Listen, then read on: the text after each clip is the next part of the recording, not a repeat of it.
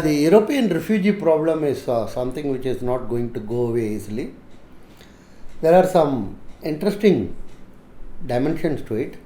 One is approximately 10,000 people are getting into Europe every day, not month or year.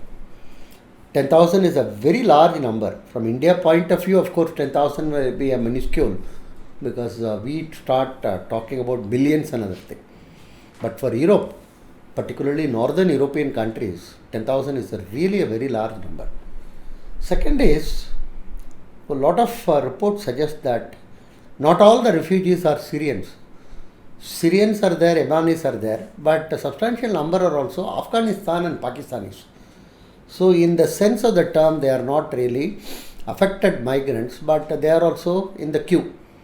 Particularly the Pakistanis in the queue is something which is making us wonder what exactly is the issue, because it is considered as a land of pure and honey and milk is flowing into the country. But why should they be in the queue to enter into Europe? Will Europe be able to meet the challenges of these refugees is something which require to be understood. Europe is sitting on a time bomb, if you want to say. The Pegida movement, primarily against Islamization of Europe, is gaining ground.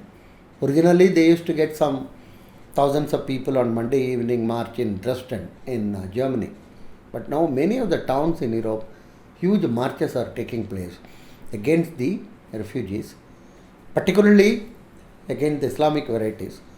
And so the right elements, right parties like that of National Front, Le Pen in France and many other countries, is gaining substantial ground.